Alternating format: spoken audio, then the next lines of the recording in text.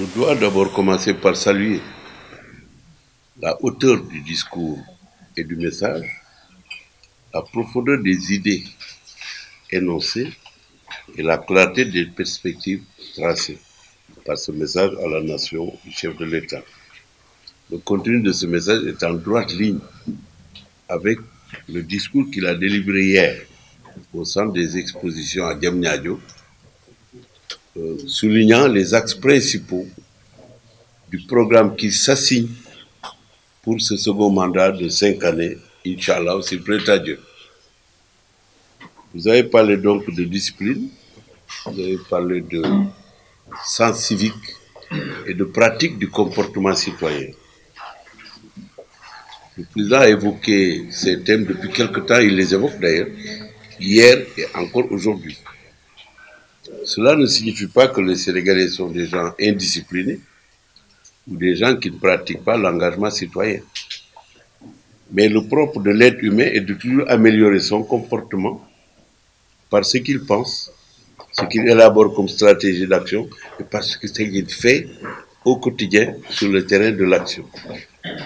Et c'est le rôle du chef de l'État, précisément, d'engager ses concitoyens à continuer de toujours rechercher la performance dans la pensée et l'efficacité dans l'action. C'est en fait ce que le président a voulu dire. Engager les Sénégalais à plus de civisme, il n'y en aura jamais assez. Il a mis l'accent sur les occupations anarchiques du domaine foncier, sans autorisation, sans droit ni titre. Tous les Sénégalais sont aujourd'hui agacés par le désordre qui envahit l'espace foncier sénégalais, dans les villes, dans les campagnes et dans les villages. Il est temps de mettre fin à cette situation et la fermeté du chef de l'État sur cette question est à saluer. Il y a d'autres domaines aussi qui touchent le comportement citoyen. Le domaine de la solidarité. Il a insisté dans le message sur le respect d'autrui, respecter son prochain, vivre une solidarité active avec son prochain. Et ceci est recommandé par les Saintes Écritures.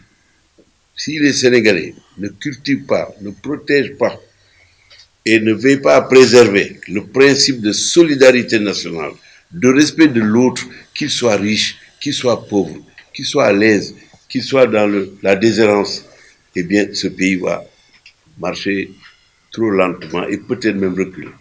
C'est l'appel qu'il a fait et il faut l'accepter avec plaisir.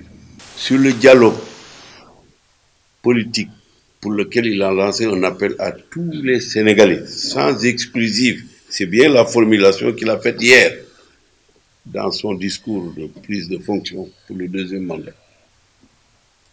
Il faut prévoir les deux volets de ce dialogue qui seront concomitants d'ailleurs, c'est-à-dire qui seront gérés en même temps. C'est un appel aux forces vives de la nation et un appel à la classe politique. Celle-ci étant intégrée déjà dans les forces vives de la nation, mais la dichotomie dans l'expression indique l'inclusivité du dialogue. Ce n'est pas un dialogue entre hommes politiques ou entre dirigeants, entre leaders de partis ou d'associations. C'est aussi au-delà de cette donnée-là, de prévoir le dialogue et de le gérer en même temps avec les forces vives de la nation. C'est-à-dire, il y a la société civile, il y a les syndicats, il y a les associations, les universités, les étudiants, les jeunes, les travailleurs. Donc c'est un dialogue global qui va avoir lieu. Plutôt que de réunir les hommes politiques au palais et d'échanger sur seulement le code électoral ou sur le parrainage, nous allons parler aussi, dans le cadre de ce dialogue, qui aura lieu de toute manière, parce que quiconque est opposé à un dialogue est opposé à l'avenir de la nation. Le dialogue est un principe incontournable de nature citoyenne, à contenu moral très élevé et indispensable pour un pays. On dialogue avec soi-même d'abord, avant de dialoguer avec l'autre.